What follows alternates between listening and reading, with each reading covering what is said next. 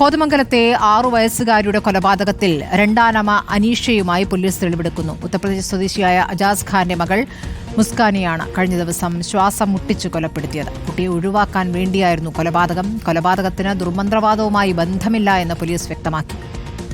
അലി അക്ബർ ഷാ വിവരങ്ങളുമായി. അലി അക്ബർ ഷാ, ഇപ്പോൾ പ്രതിയുമായുള്ള തെളിവെടുപ്പ് എവിടെയാണ് നടക്കുന്നത്? പ്രതി കുറ്റം സമ്മതിച്ചു കഴിഞ്ഞതാണോ?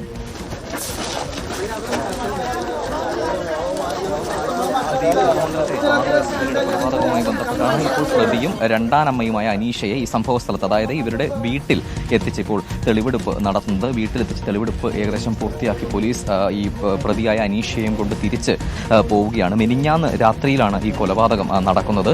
ഇന്നലെ രാവിലെ ഈ കുട്ടിയെ മരിച്ച നിലയിൽ കണ്ടെത്തുന്നു. പക്ഷേ ഈ കുട്ടി രാത്രി ഭക്ഷണം കഴിച്ച് കിടന്നതാണ്. രാവിലെ ഉണരുമ്പോൾ കുട്ടിക്ക് ജീവനില്ലായിരുന്നു എന്നാണ് ഈ അനീഷയും അതുപോലെ തന്നെ ഭർത്താവായ അജാസ് ഖാനും പോലീസിന് ആദ്യഘട്ടത്തിൽ മൊഴി നൽകിയിരുന്നത്. പിന്നീട് പോസ്റ്റ്മോർട്ടം റിപ്പോർട്ട് പുറത്തു വന്നപ്പോഴാണ് കുട്ടി ശ്വാസം മുട്ടിയാണ് കൊല്ലപ്പെട്ടിരിക്കുന്നതെന്ന് വ്യക്തമാകുന്നതും വിശദമായ ചോദ്യം ചെയ്യലിൽ കൊലപാതകം നടന്നിട്ടുണ്ട്, ഈ രണ്ടാനമ്മയായ അനീഷയാണ് ഈ കൊല നടത്തിയത് എന്ന കാര്യവും വ്യക്തമാകുന്നത്.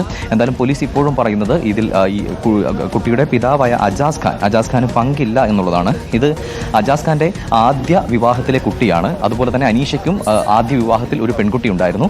ഈ രണ്ട് കുട്ടികളും അജാസ് ഖാനും അനീഷയുമായിരുന്നു ഈ കോതമംഗലത്തെ വീട്ടിൽ താമസിച്ചിരുന്നത്.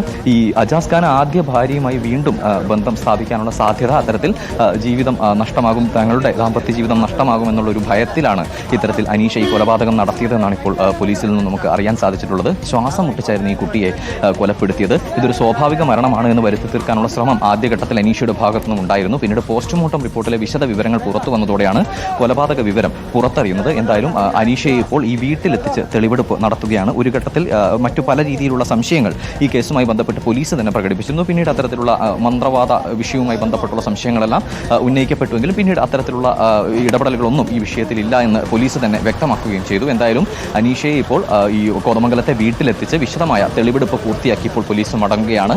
ഇനി ഉച്ചയോടുകൂടി അനീഷയെ കോടതിയിൽ ഹാജരാക്കുമെന്നാണ് മനസ്സിലാക്കുന്നത്. അജാസ് ഖാന് ഏതെങ്കിലും നിലയിൽ ഈ കൊലപാതകവുമായി ബന്ധമില്ലാത്തതിനാൽ തന്നെ അജാസ് ഖാനെതിരെ മറ്റെന്തെങ്കിലും നടപടി ഉണ്ടാകില്ല എന്നും പോലീസ് വ്യക്തമാക്കുന്നു. എന്തായാലും ഒരു ക്രൂരമായ കൊലപാതകത്തിന്റെ ഞെട്ടലിലാണ് കോതമംഗലമുള്ളത്. 6 വയസ്സ് മാത്രം പ്രായമുള്ള ഒരു പെൺകുട്ടിയെയാണ് ഇത്തരത്തിൽ ക്രൂരമായി രണ്ടാനമ്മയായ അനീഷ ശ്വാസം മുട്ടിച്ച് കൊലപ്പെടുത്തിയിരിക്കുന്നത്.